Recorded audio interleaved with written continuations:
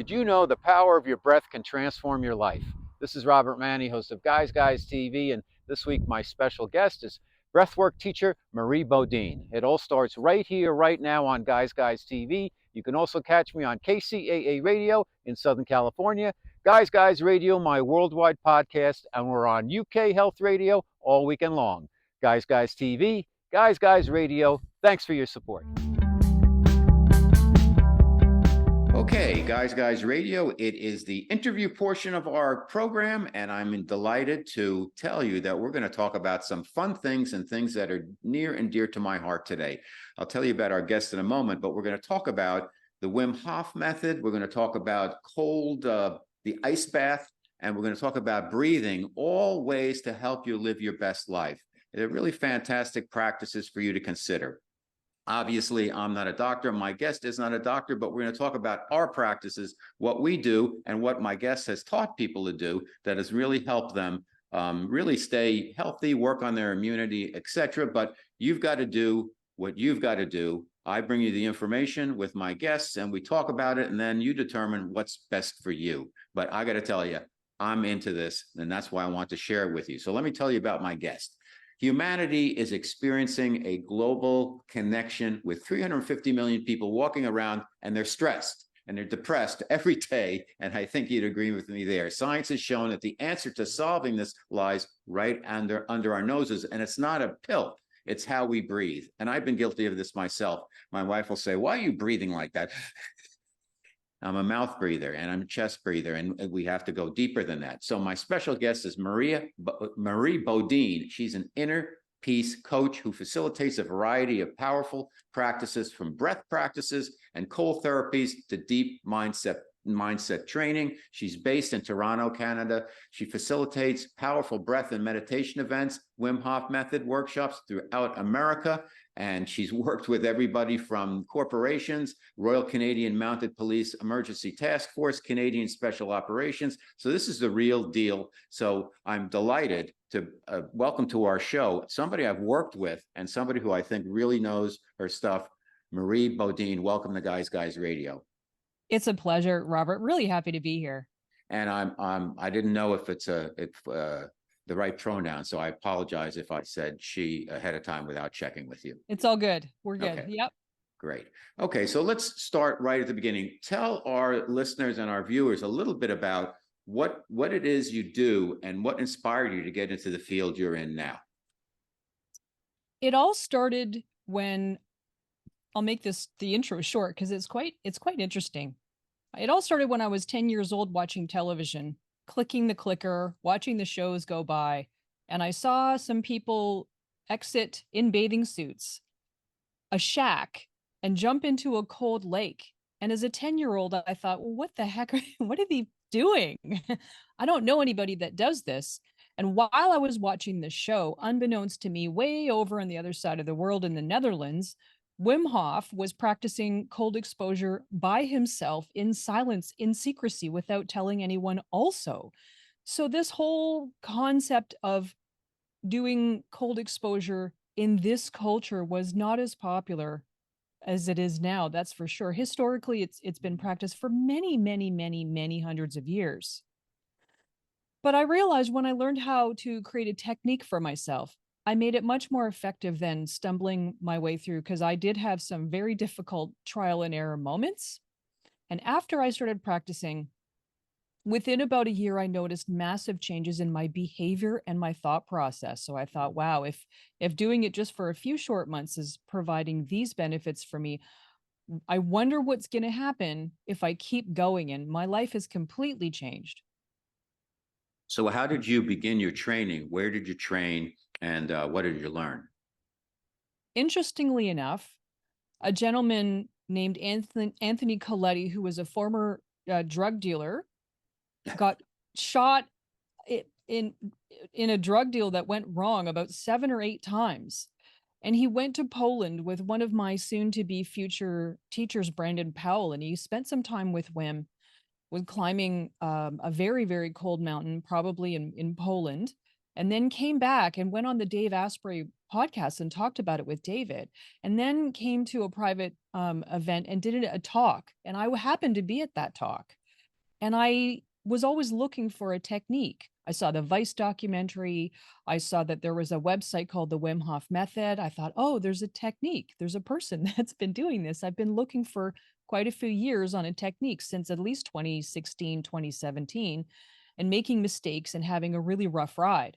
And so when I started to go online and actually see the science, I thought, oh, snap, this is so powerful. I understand the science. I'm in the fitness industry. I kind of see where this could go. There's a big chance that this could blow up, like in the best way. This could be huge. This could be global. I can't look away now. I have to read more and I have to find out more. And through persistent investigation of the science studies that are continuing to be published, I'm really starting to understand why this is a great idea to practice, because cold is challenging for people. It's not for everybody. But if you understand the meaning behind what you're doing, Robert, you're going to have a higher chance of being successful, just like exercise, and continuing it throughout your life. Now, a lot of this has been based on athletes. I think we're on the forefront of this. Are you an athlete yourself? And if so, did it impact your performance at all, in your opinion? I have been athletic in the past. When I was 12, I auditioned for the National Ballet of Canada, and I started doing Spartan races when I turned 40. Interestingly enough, I learned how to climb a 20-foot rope when I was about 51. It was always like a little dream. And of course, I didn't have anyone to teach me. So I noticed that if I had done this practice in those years, if we had a structured technique, I think my performance would have been much better. And I know there's many people that come to my workshops and say, we used to do this in high school or college. I hated it. I never knew why. We never had the breath practice that went along with the cold exposure, which in my opinion is integral. And sure, we did it because we had to, but they just didn't. People keep telling me they really didn't understand why. So they resisted it a lot. Now, a lot of this is based on, and it's so right for right now, if you will, because of stress. Our culture is very stressed out. A lot of professionals are getting burned out. What are some of the mistakes that people make that make them burned out and be in a position where they could benefit from some of these practices? You're right. This is happening a lot. And I'm starting to see a lot of people that are very successful getting extremely overwhelmed and feeling hopeless and powerless. What I will say to the people that are feeling like that right now is that perception is simply that. It's not necessarily reality. If people take a few moments just to get into the present moment, and Robert, I know that you know about this because you have a very beautiful personal practice as well. When people think into the future constantly or spend a lot of time regretting the past, they're not sitting in their power. You only have power in the now because you can only make choices in the now. So I think that that's one thing that people are constantly chasing things in the future. Another challenge that I see people having is that they identify their performance with who they are as people. That's true. You're not the project that you're working at. So just for fun, one time in a breath class, I asked a question for everyone in the chat. I said, what would you rather be known for? Doing a bad job or being bad in bed? And as the questions rolled in, It's hilarious.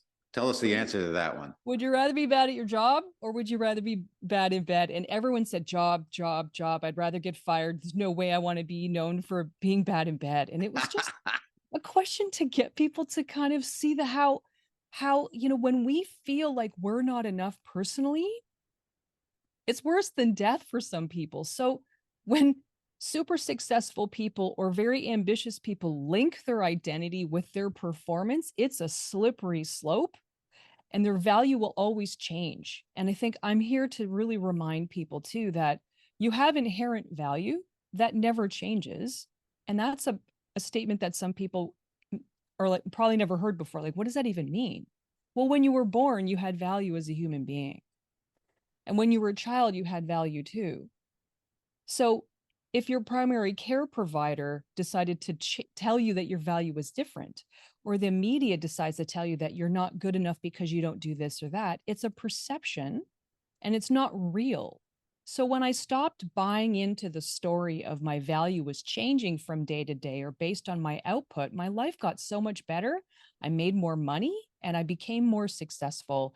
And I didn't have that like I need to be great. I can't make mistakes. It was all just a big story. And I linked into a freedom that I've never had before. It's been fantastic. That's amazing. And I think you touched on something that's really important where people and we'll talk. What I want to get to is the kind of how people can tell what are the 5 signs of burnout, if you will. But I think a lot of times people look at they have these goals, and there's the goal, the goal, the goal. But really, to get to the goal, it's one step at a time. So instead of focusing on the next step, that one step, do this, and then you do that, and then you do that, then you'll get there instead of just stressing over that ultimate goal. You have to give things time. What are your thoughts on that? And tell us about the 5 signs of burnout so people know when they're starting to make the wrong decisions and get burned out. Exactly. So I'm going to actually drop a big bomb on people. You can be successful from a fear driven mindset or a mindset where you have some self respect and self love. So we can use love and curiosity to drive our behavior to be very successful, even in the workplace or at home or in our personal relationships. Or we can use doubt, scarcity mindset, and negative outcomes to drive our behavior. All will get you to a similar place. You'll get the money, you'll get the job, but you're going to have a shitty time if you approach it from a fear base because there's no success there that's long term. So I think when people are having sleep challenges, when they're overthinking, that is one of the biggest life fun killers of all. Overthinking, not being okay with making mistakes. And I think when we have these really tight guardrails around our lives and where we can't actually be human because we're not robots, we make error, and that's how we actually learn and grow. If we use these challenging moments to actually grow and have some self-compassion, our success becomes wider and we get there faster than beating ourselves up because, as you know, Robert, that does downregulate the immune system. So overthinking for sure. Overwhelm changes how your brain can actually link to creativity, so it'll block creativity. Sleep challenges again when you're not sleeping, then you're starting to eat different foods, then you can have an increased probability of being combative at work or when things have to change and when you need to pivot, that's going to be a big challenge. In 2021, employers had posted that the most valuable skill that people can have, that professionals can have, is adaptability. And we see this out in nature too. Evolution really is adaptability or adaptation. So if we can understand that the tools, if you're using tools that used to work that aren't working anymore, I'm offering people an opportunity to get a little bit more quiet in their head and drop into their body to see if they can connect to what's actually more loving. That's a great point. My special guest on Guys Radio is Marie Bodine. Her website is Inner Peace Portal. So after our show here, you might want to check that out to get more information. Inner Peace Portal. Let's talk about some of the practices that you teach people. There's breath work, there's the cold immersion, and you have meditation also as part of kind of what you do. Tell us about each one of those a little bit, kind of what the things you teach and what's important for people to know to be able to benefit from those 3 practices.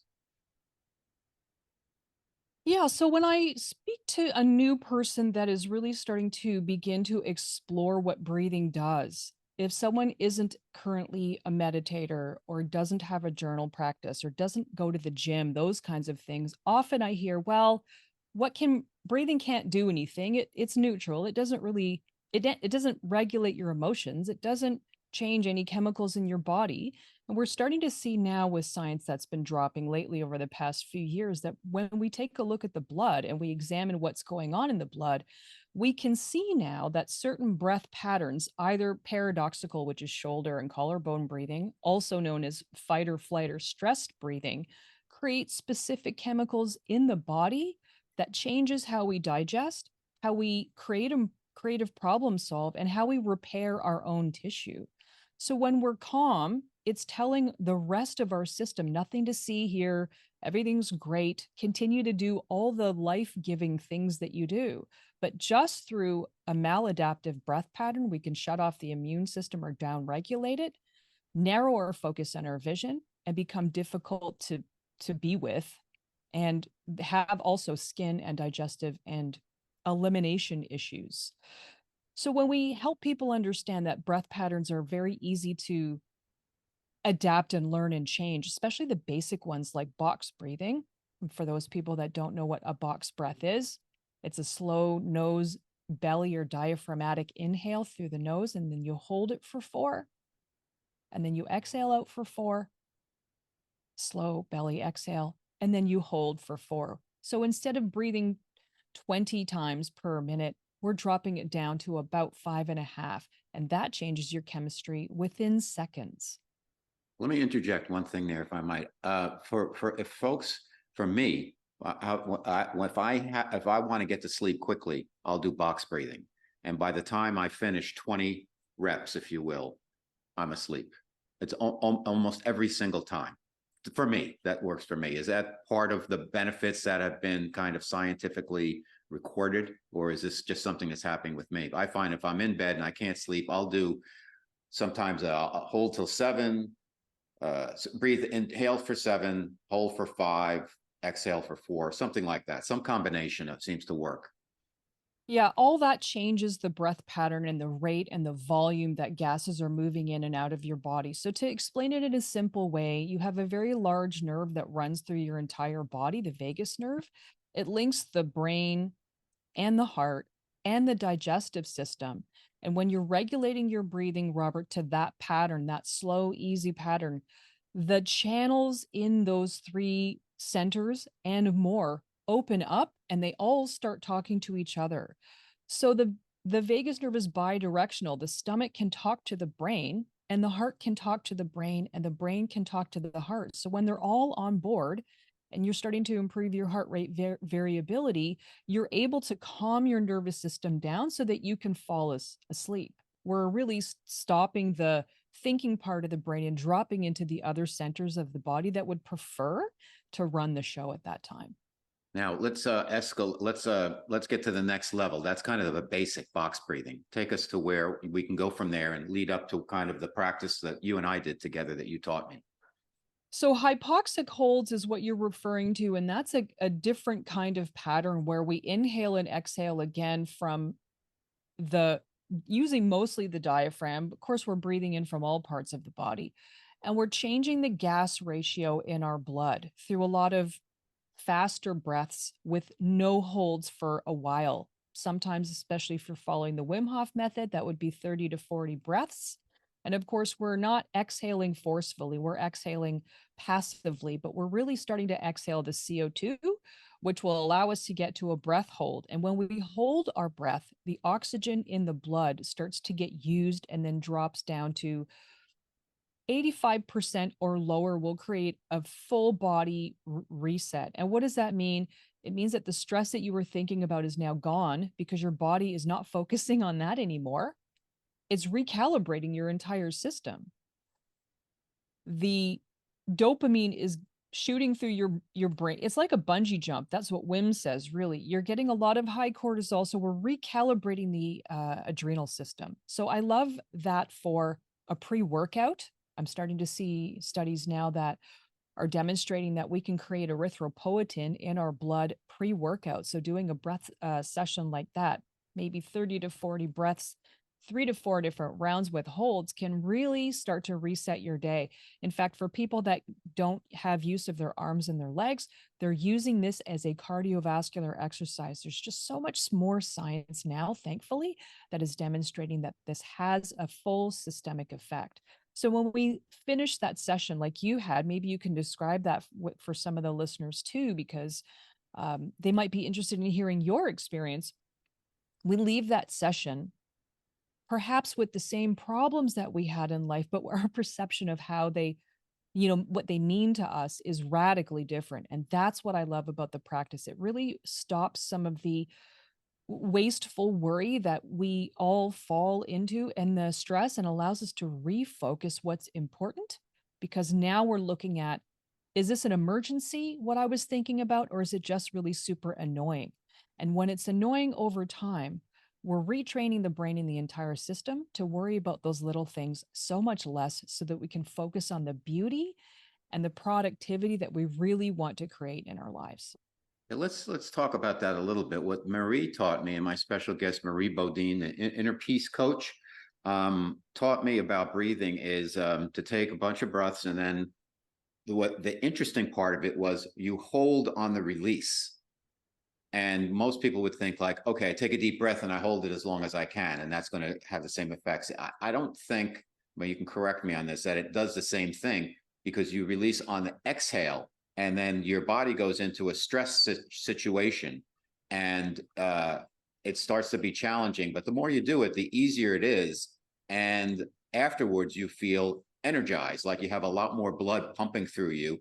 And one of the benefits, longer term, and I don't mean long term, I mean, right after you're done for the next couple of minutes or so, you start to have a calming effect for the rest of your day. It goes into that, where some of the things, like you were saying, Marie, that seem so important start to kind of ratchet down a little bit. And you realize that when you bring it all back to breathing, that's the basic, and you can live more in the moment that way, and be more present, and be more aware for yourself and of yourself, and also for the people around you that you interact with. It makes for a better world, in my opinion, a simple practice such as breathing. And I'm a runner. I've run 3 marathons. I started swimming as a replacement for running as I've aged, to just to give some relief from my joints and stuff. And I'm finding, my breath is getting better and better, even though I'm aging. But this practice is going to take it to a new level, because I actually could feel it's like new blood was being created through the stress of the practice. Is that correct? That is true. So erythropoietin gets signaled, and then I believe it would be the spleen, and some of the bone marrow are releasing roughly 2 million new red blood cells with every hold. So for those of you that like to work out, or you, Robert, that run, having more blood to create more oxygen availability to transport through the body, that's something that we want. And you're right, when we're exhaling on the hold, what that really means is we're just able to process that oxygen that's in our blood faster. So our holds will roughly be anywhere from 90 seconds to maybe 2 minutes, for some people 2.5 minutes. But what I love about this is we're really having an experience of a stressful moment when we get to control it, when we're calm, and when there's no immediate threat and danger, which retrains our nervous system, that we can manage stress a little bit more easily. And then over time, as I mentioned a little bit before, we worry less about the other things, because we're practicing being calm in a stressful moment. And isn't that what we all want? And I think it's important to note that we're not suggesting you go out and start to do this on your own. You really need to be guided through this to really get the most out of it, and also to be safe, because you just don't want to go around, particularly if you're listening or watching right now, just holding your breath. You're not going to get the same effect. It's like anything else. You want to learn how to swim. You don't just get thrown in the water. You need some type of instruction. So please check out Marie's website, innerpeaceportal.com. Learn more about breathing, learn more about Wim Hof method before you take this on. It's really not wise to take this on your own without some guidance. So let's move to the Wim Hof method itself, which is cold immersion. So many of us have seen the folks online jumping into ice water and sitting in these ice buckets, and also just smashing their heads through a layer of ice into an immersion of their head and their face in the morning.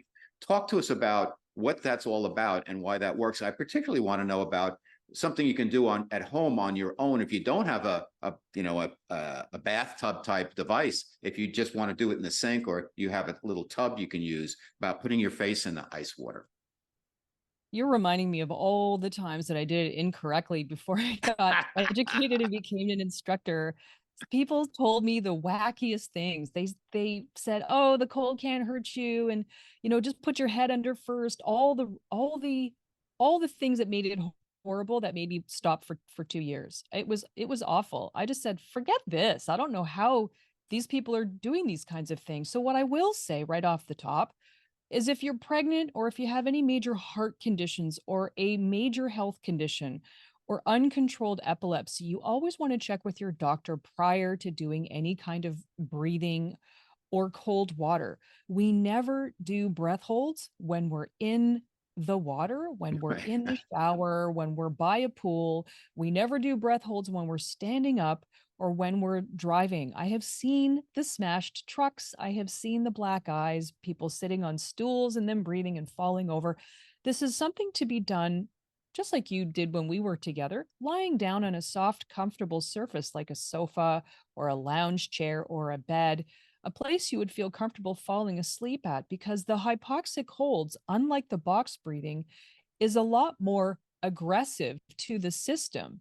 We're really doing some deep, stressful work, getting in and then getting out, stressing the body again and then getting out. It changes the pain receptors to our skin. So by the time we get into the cold water, our nervous system is ready to receive the cold, mentally prepped to again go to something challenging. That's why I love the breathing, because you could do it for any stressful moment, like the dentist, or hopefully not a meeting with your divorce attorney, or any other life moment that you might be having that many people go through. Do the breathing first. You'll feel better, you'll feel more in control, you'll feel more empowered, and you'll feel more calm in from your head all the way on down. So sure, we do the breathing a few rounds, then we get into cold water. Is it hard for me? Yes. Has it been hard for the past 60 years? Yes. Do I do it anyway? Yeah, I do.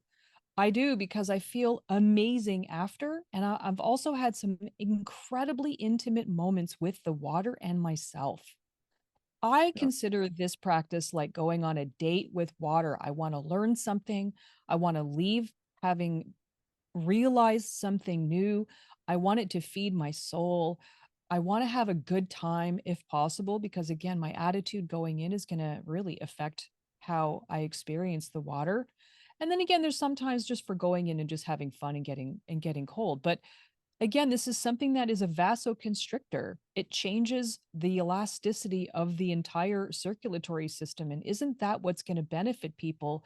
All the 18 million people every year that have these, cardiac events and these vascular events, we want to minimize these risks. So when we start to understand that this is an exercise and cold water is like weights for your veins, we can start to see that there's a real effect here that can happen very, very quickly. And of course, for some people, it's one of the hardest things that they'll do all day. So once they pound that out and get that done, they can feel like a winner for the rest of the afternoon. Okay, a couple of questions on the specifics there. The ice, I noticed that I was going to say how cold is the water? I usually notice when I'm watching the videos and on your site and other places and Wim Hof that the water is it's ice. It's ice water. It's water, but it's icy cold. That's one thing. Two, how I want you to talk to us about that. Two, how high up how deep into the water do you go? Because I see people sitting in these bathtubs, and some of them have the water up to their chest and others up to their neck. I'm wondering if there's a difference there in your benefit. How long do you stay in the water? And then this kind of mini version where you're just putting in the you're putting your head in a small bucket of water, ice water. Tell us, how long do you do that? What are the benefits there? Just the specifics.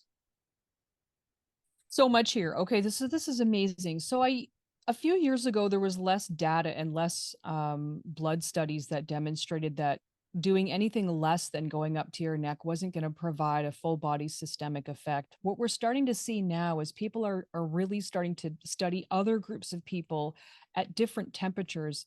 I think ice water for US would be what, 30 degrees or 30, 32. 32? Well, Right. 32 is freezing, so Fahrenheit. Okay, so any a little bit higher than that, like maybe 36 to 32 might be something along the lines of 5 degrees Celsius to 0 is considered ice water. So anything in that range is what science is generally studying now for that range.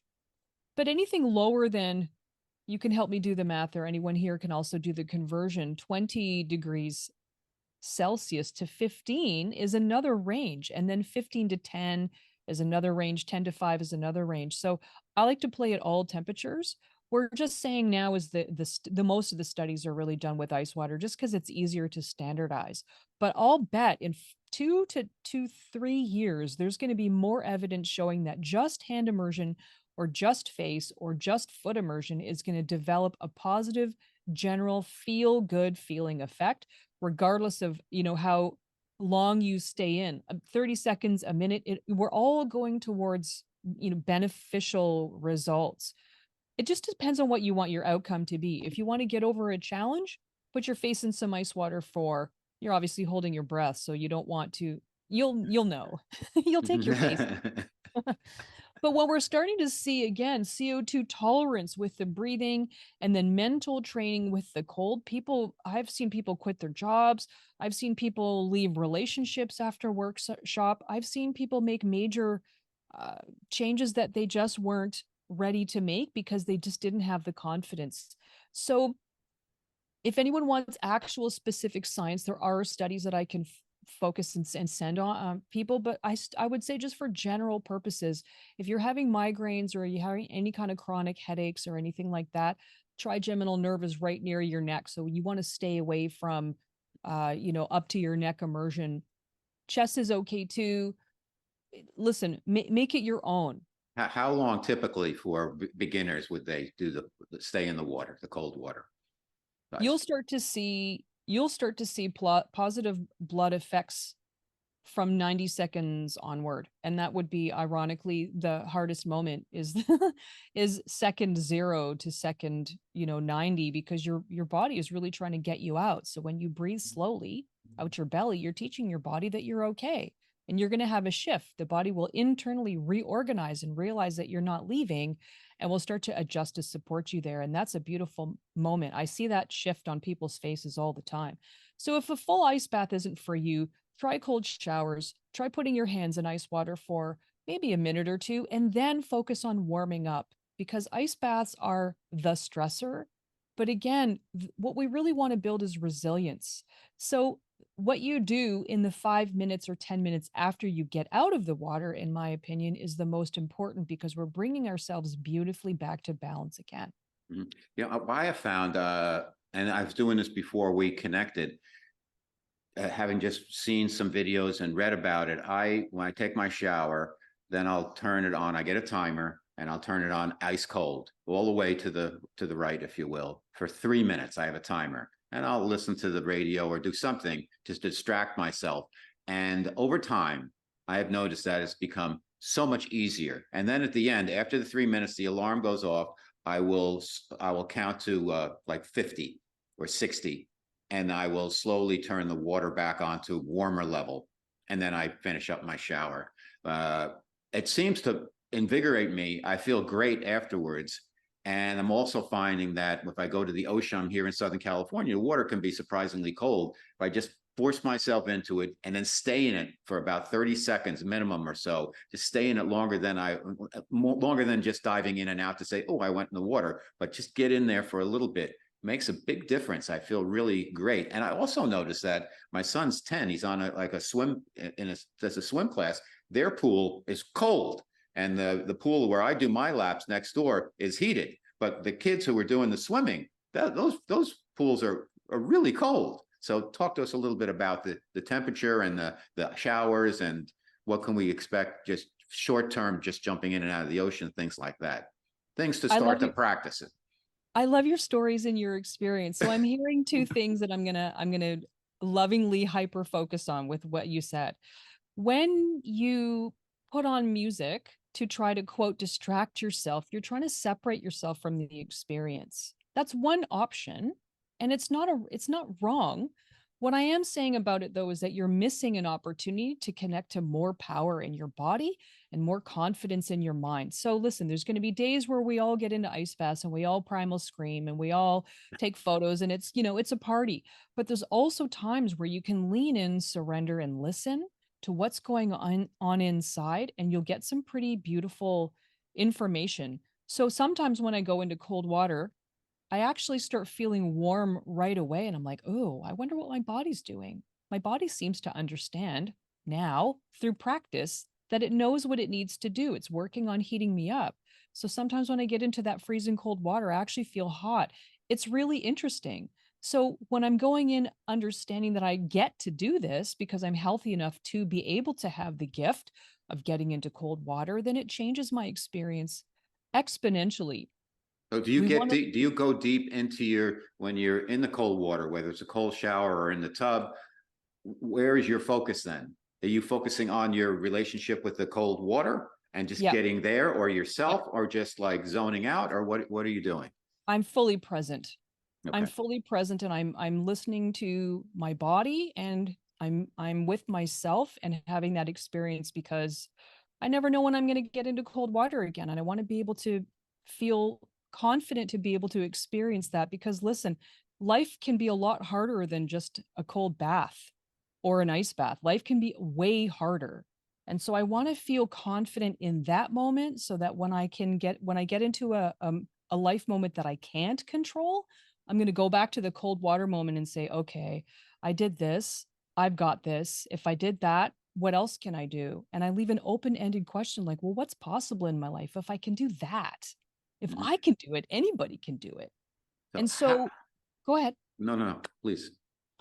And so when I leave, I never go back to hot because I want my body to do that work for me. And that is the most powerful place to be. When my body can self rewarm again, my veins will start to adapt and come back to homeostasis. And that's the true magic. You don't see that on Instagram because it's not Instagram worthy. People don't take pictures of themselves warming up. There's nothing to see.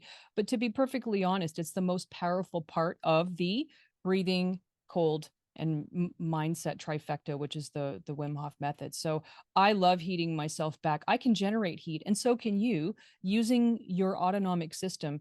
But we won't get there unless we are able to connect to those parts of our bodies using our mind and linking with the body, working together as one team for a purpose.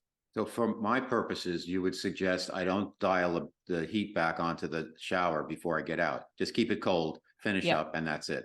Okay, Yeah. very important. People check out the Wim Hof method.com, WIMHOF method.com before you get involved with too much of the water sports here. And also check out Inner Peace Portal, Marie's website, because you need to be guided on how to do this. Don't just start doing this stuff on your own.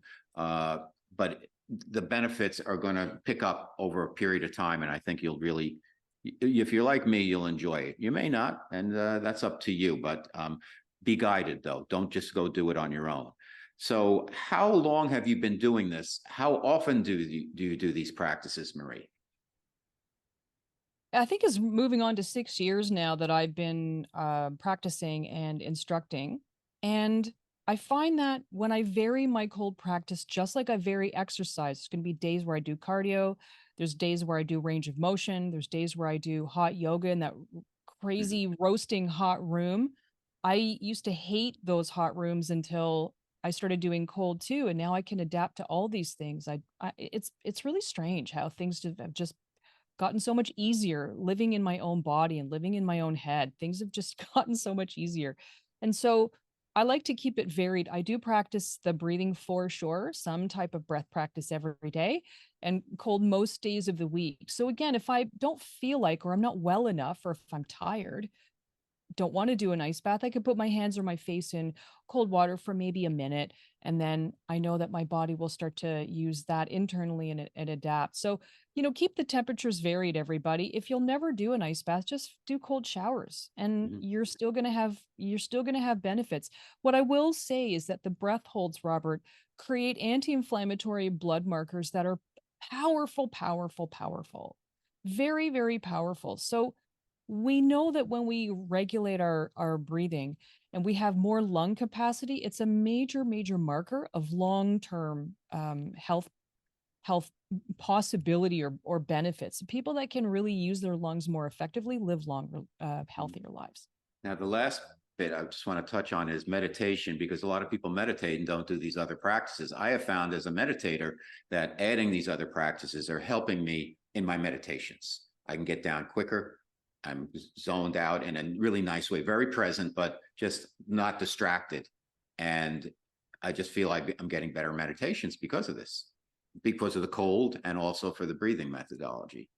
Exactly. How do you integrate your meditation? What type of meditation do you do? How does it all work together?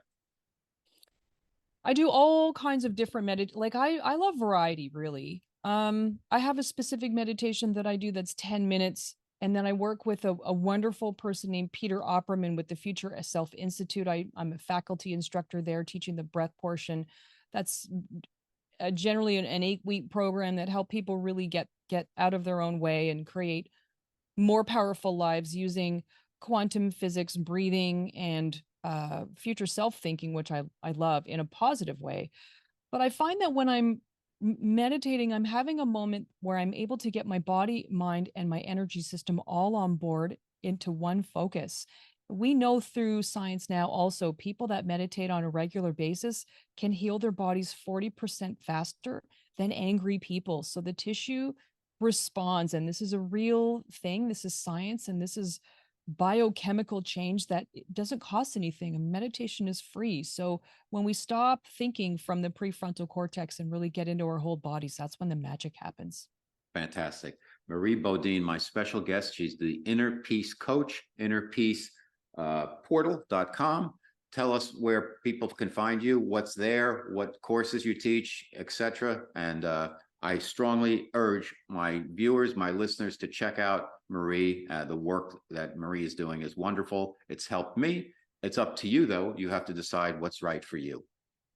I had a great time also working with you, Rob, online. And for the people that don't live in Toronto, we have a membership portal where people can get together with me once a month to breathe live, ask each other questions, ask me questions about your breathing, your cold practice.